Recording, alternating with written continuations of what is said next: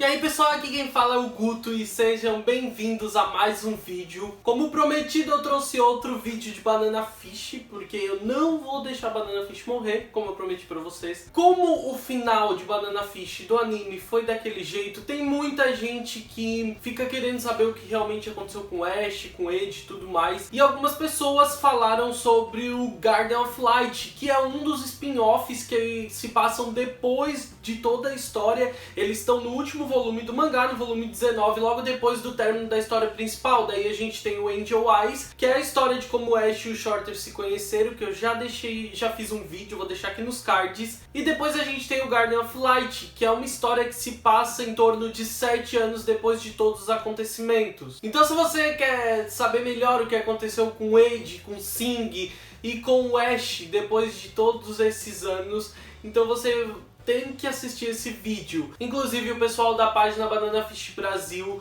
tá preparando a tradução desse spin-off antes de continuar a tradução em ordem cronológica do mangá, porque muita gente queria ler, queria saber o que realmente acontece. Então, se eles já lançaram ou assim que lançar, eu vou deixar o link aqui na descrição ou nos comentários, ali num comentário fixado, para vocês poderem ir lá e ler. Mas se você quiser conhecer a história de uma forma mais dinâmica e resumida, eu vou contar ela agora para vocês, dando foco aos principais diálogos e às principais passagens da história. A história é narrada principalmente em primeira pessoa e a gente vai ter a perspectiva da Akira. A Akira, ela é a sobrinha do Shunichi Ibe e ela tá indo visitar o Eiji. Ela já tinha ido há algum tempo com o tio dela, ela conheceu o Eiji, eles se deram bem, ela gostou dele ainda no Japão, então agora ela tá indo pra Nova York passar um tempo na casa dele, visitar e ficar um tempo lá com ele. Quando ela acabou de descer no aeroporto, ela não encontra o Ed em lugar nenhum, só que um homem estranho, muito alto,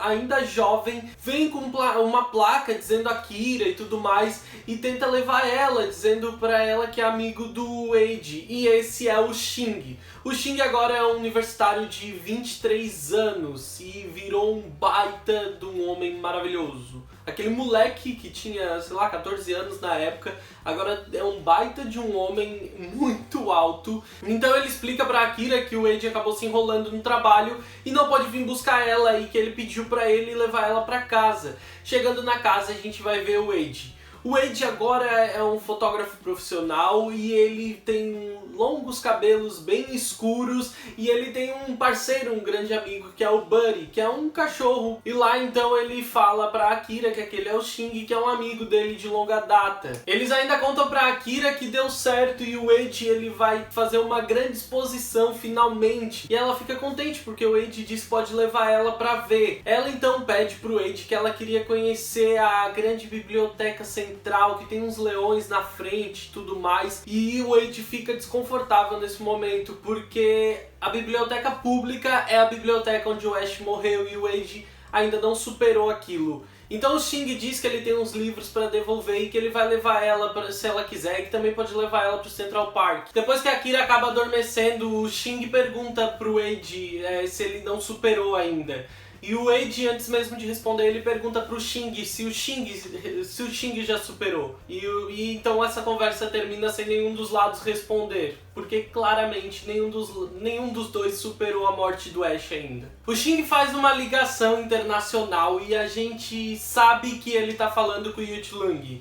O Yuchilung agora tá vivendo na China e eles começam a falar sobre negócios. O Shing, ele agora tem acesso ao computador que era do Ash. O Eiji deu permissão para ele usar o computador que era do Ash. Inclusive ele lê alguns dos arquivos que o Ash preparou e ele fica sempre espantado com a capacidade que uma criança de 17, 18 anos de idade conseguia escrever aquilo. O quão inteligente o Ash é, porque tem todo tipo de arquivo, todo tipo de análise, de farmacologia, psicologia, todo tipo de coisa tem naquele computador, e ele acha aquilo tudo inacreditável.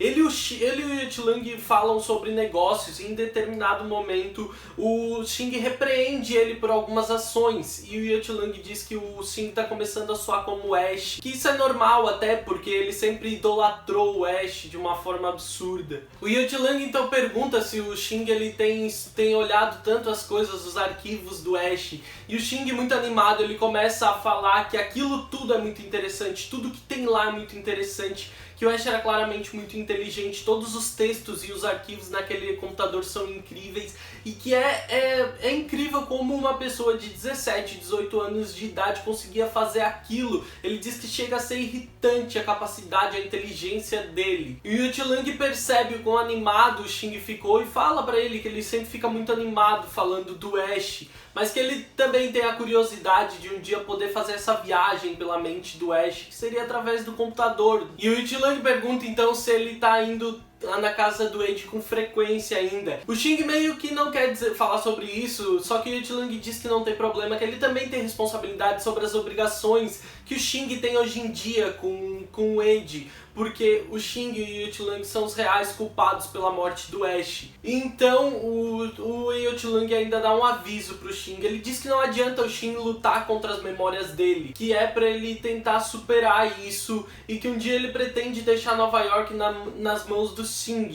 Em determinado momento, quando todas as coisas estiverem ajeitadas, toda a gangue chinesa de Nova York vai estar sob responsabilidade do Xing. A gente tem algumas passagens da Akira escrevendo, eu acho, pro tio dela, pro Ibe, e ela fala sobre como ela tá adorando, como ela tá feliz pelo Ibe ter convencido os pais dela a deixarem ela ir. Ela fala sobre a exposição do Eiji e conta sobre o Xing. A gente também vai ver como eles agem bem juntos, e a gente vai ver o Xing de terno, porque mesmo sendo o Xing, ele se tornou agora um homem de negócios, dono de muitas coisas em Nova York. Enquanto eles estão jantando, eles começam a ter uma conversa em que a Akira diz pra eles que ela adora aquele lugar porque um dos motivos é porque ali ninguém fica perguntando se ela é menino, porque aparentemente no Japão, Akira é comumente um nome de menino. A Akira pergunta pro Xing o que o nome dele significa, e ele fala que significa demônio, leão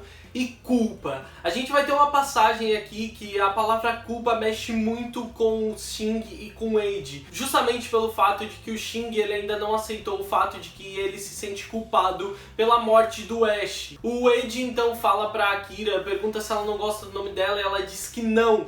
E ele fala que ela devia gostar porque o nome dela é muito bonita, e que Akira significa amanhecer, e que ele um dia conheceu uma pessoa que tinha um nome com significado amanhecer. Pra quem não lembra, o nome Aslan significa amanhecer, eu acho que em hebraico, que a mãe do Ash deu pra ele. E o Ash conta isso pro Eiji numa conversa em que eles têm uma balsa. Na galeria de arte, eu acho que o Eiji tá preparando a exposição dele, ele tá com a Akira por perto, eles encontram o Michael, que agora virou um rapaz já, um menino, e é o Michael, o filho do Max e da Jessica. O Eiji apresenta a Akira dizendo que ele é filho dos tios Max e Jessica, aparentemente ela já conheceu eles em outra oportunidade. E eles conversam um pouco, é muito divertido que o Michael ele virou um daqueles otakus viciados em Dragon Ball e Sailor Moon. Em determinado momento o Michael pergunta pro Eiji se ele não vai colocar nenhuma foto do Ash em exposição. E o Eiji diz que não achou nenhuma boa foto, e aquilo fica na cabeça da Akira,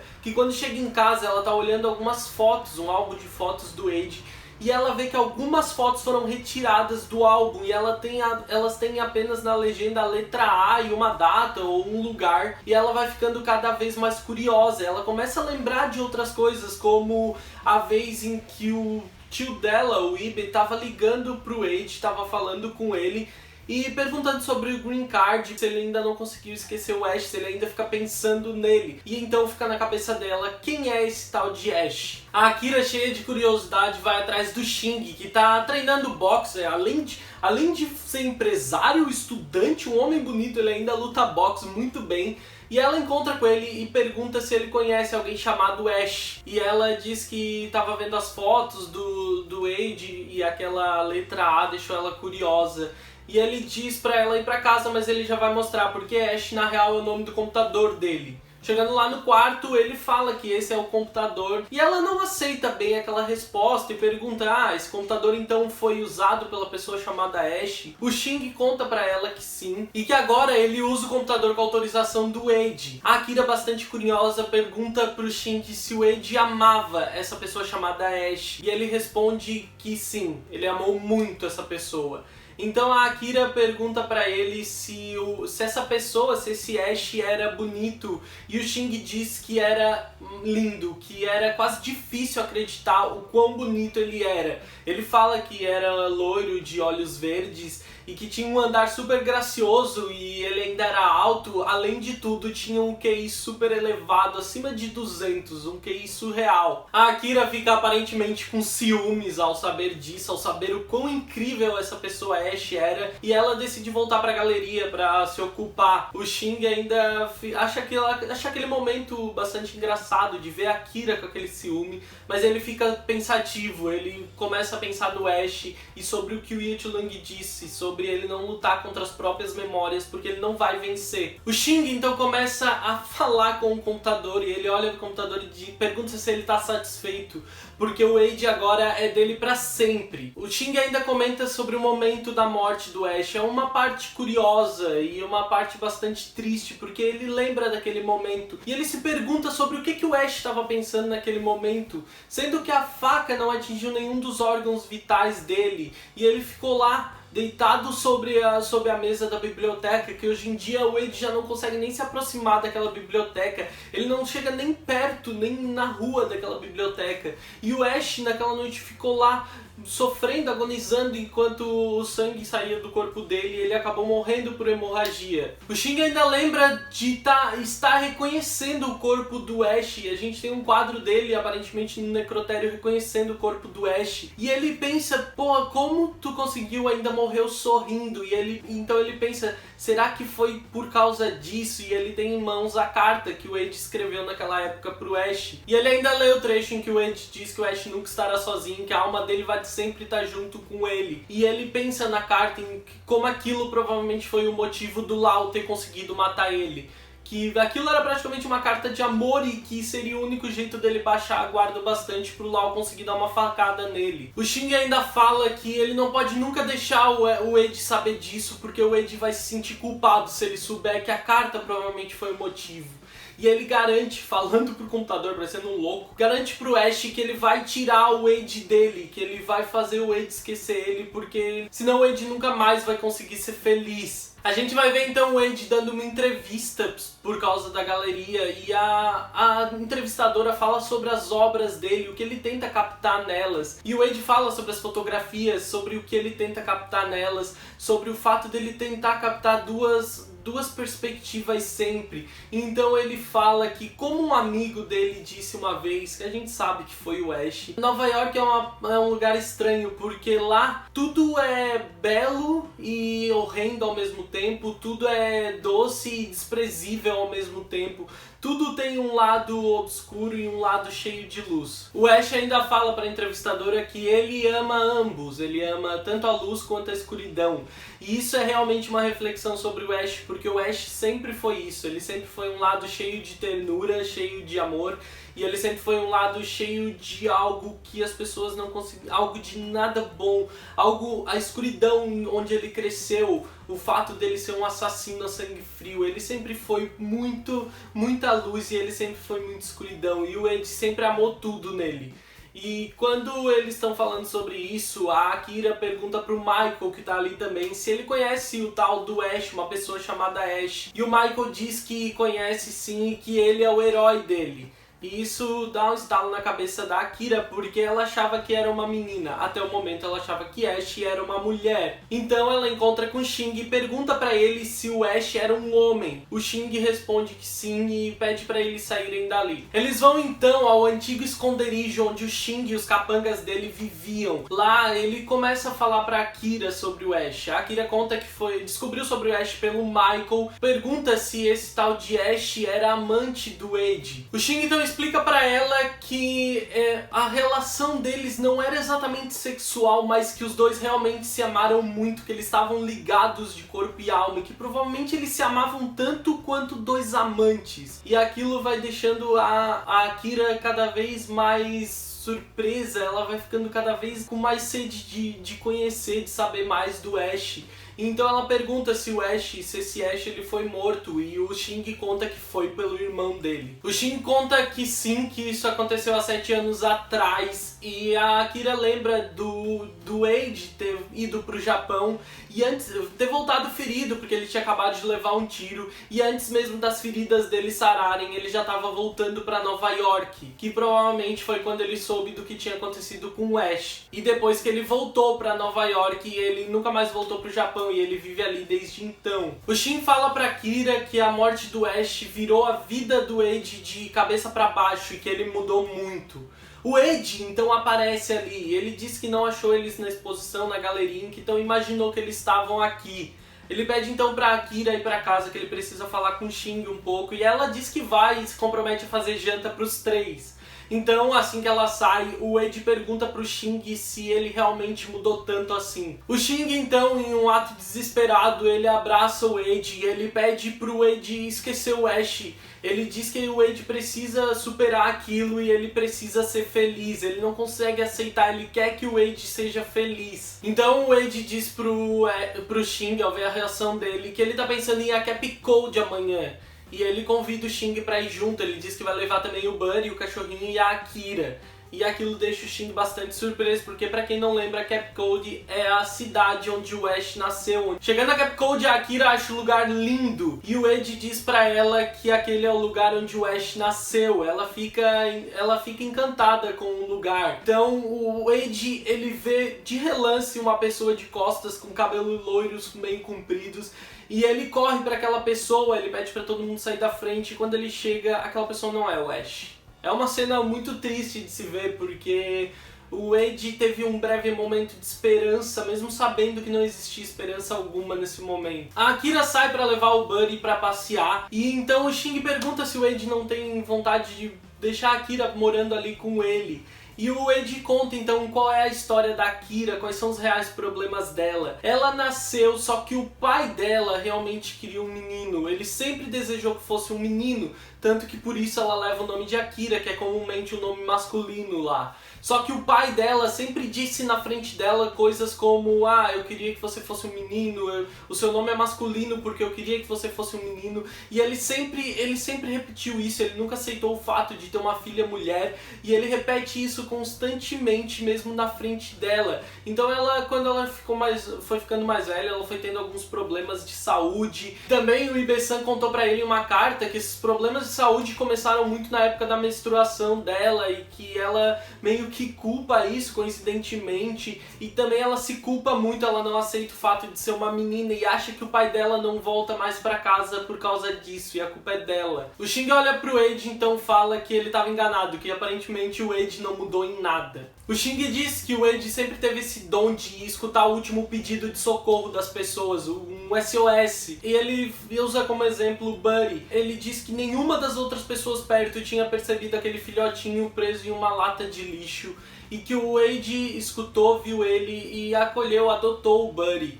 E então o Eiji diz pra ele que existe uma coisa que ele nunca percebeu, um pedido de ajuda, um pedido que ele nunca escutou. E foi do Sing. Ele diz que ele sabe sobre a carta, ele sabe que possivelmente a carta foi a grande culpa do Ash ter sido atacado pelo Lau e não ter conseguido se defender. O Eiji explica pro Shing que ele sabe que foi egoísta esse tempo todo, que ele sabe que o Shing carregou essa dor, essa culpa, esse tempo todo de não partilhar isso com o Eiji, de não partilhar isso com eles. E ele ainda fica se perguntando por que até hoje ele não foi ele que foi lá reconhecer o corpo. Por que ele pediu pro Shing fazer isso? Ele diz que mesmo que fosse rastejando, ele mesmo deveria ter ido lá, mas que como ele não tinha forças pra isso, todo o foco dele foi voltado em odiar o Lau. E agora uma das partes mais emocionantes. O Eiji diz pro Shing que ele não esqueceu o Ash,